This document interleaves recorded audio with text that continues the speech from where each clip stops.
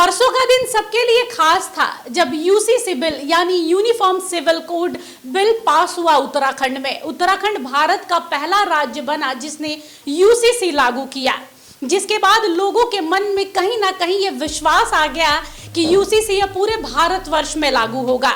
लेकिन कल का दिन है जब उत्तराखंड के लोगों का एक अलग ही रूप देखने को मिला।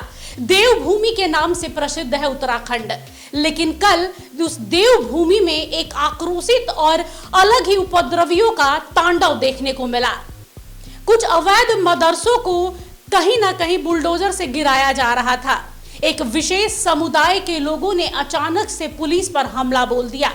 हमला भी ऐसा था कि लोग उसमें सैकड़ों पुलिसकर्मी घायल हो गए। तकरीबन 130 लोग घायल हुए हैं। जरा सोचिए, 100 से अधिक घायलों का जो आंकड़ा है पहुंच गया है। कई लोगों को गंभीर रूप से चोट आई है। 4 से 5 लोगों की मृत्यु हो गई है। हालांकि मृतकों की संख्या की अभी तक आधिकारिक पुष्टि नहीं की गई है, लेकिन सिर्फ अवैध अतिक्रमण को हटाने के बदले में ये सब अंजाम देखने को मिला है। आलम यह था कि हर ओर आगजनी की घटना थी। पुलिस वैन को आग के हवाले कर दिया गया। महिला पुलिस कर्मियों पर जानलेवा हमला हुआ। शीशे के बोतल, जो शीशे के बने हुए बोतल होते हैं, उनसे हमला किया गया। पेट्रोल बम का इस्तेमाल किया गया, पत्थरों का इस्तेमाल किया गया। ऐसे लग रहा था जैसे इस पूरी घटना के लिए कुछ विशेष समुदाय के अराजक तत्व पहले से ही तैनात थे कि जैसे ही अवैध अतिक्रमण शुरू होगा हम हमला बोलेंगे। पुलिस कर्मियों को जान बचाकर भागना पड़ा। महिला पुलिसकर्मियों के बयान जब आप सुनेंगे तो आपकी रूह कांप जाएगी। उन लोगों को लगा कि जैसे आज उनका आखिरी दिन है। जिस जेसीबी में बैठा हुआ ड्राइवर जब अवैध अतिक्रमण जो बुलडोजर चला रहा था उसकी जान पर आ बनी। चारों ओर से पत्थरबाजी की जा रही थी। जब उसे लगने लगा कि अब वो नहीं बच पाएगा तो वो जेसीबी को बीच में ही रोक कर भाग गया। वहां के डीएम ने कहा है कि ये जानबूझकर सोच समझकर किया गया आक्रमण है।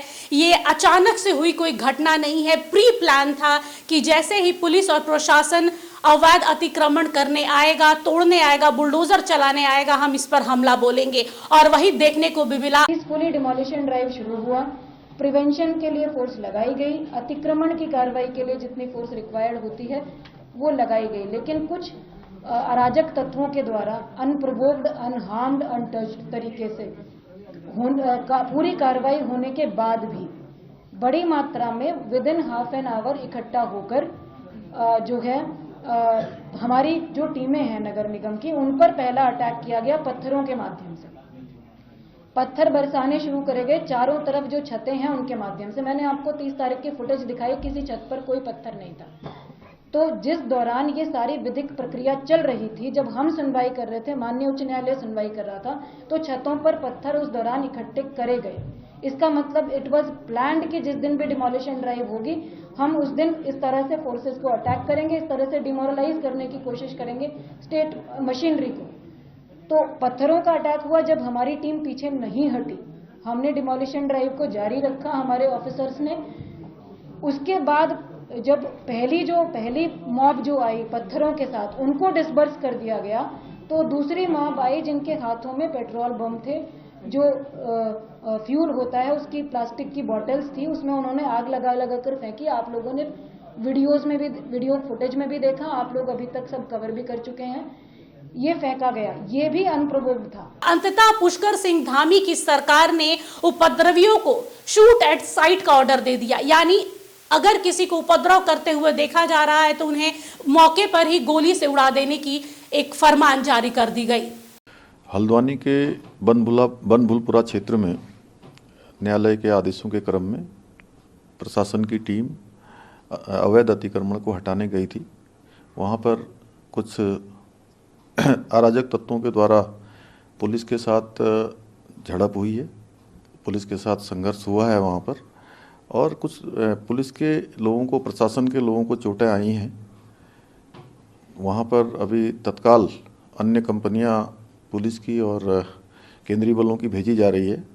सभी से शांति बनाने का हमने अपील की है, कर्फ्यू लगा दिया गया है, और जो भी इसमें दंगाई होंगे, जो भी इस प्रकार का अतिक्रमणकारी होंगे, जिन्होंने आगजनी की है, उनके खिलाफ कठोर कार्रवाई की जाएगी। हल्द्वानी की मौजूदा अवस्था को देखते हुए उत्तर प्रदेश में भी हाई अलर्ट पर रखा गया है। प्रशासन को पहले से ही अलर्ट पर रख दिया गया है कि कहीं हल्द्वानी की आंच उत्तर प्रदेश में ना देखने को मिले, क्योंकि हाल फिलहाल में अयोध्या में राम जन्मभूमि का जो मसला था वो खत्म हुआ, राम मंदिर का प्राण प्रतिष्ठा का जो कार्यक्रम था वो संपन्न हुआ। उसको लेकर कहीं ना कहीं एक विशेष समुदाय में माहौल गरमाया हुआ है, कहीं इसकी आंच वहां ना हो जाए, इसलिए पूरा यूपी को भी हाई अलर्ट पर रखा गया है। वहां के जो उप मुख्यमंत्री उन्होंने कहा है कि हम तैयार हैं हर सिचुएशन के लिए, लेकिन हल्द्वानी में अभी भी माहौल गरमाया हुआ है, कभी भी कुछ भी हो सकता है। फिलहाल के लिए बस इतना ही। देखते रहिए सूत्रकार समाचार। हमारा यह वीडियो अच्छा लगा तो इसे लाइक करें, शेयर करें और हाँ, सब्सक्राइब करना ना भूलें।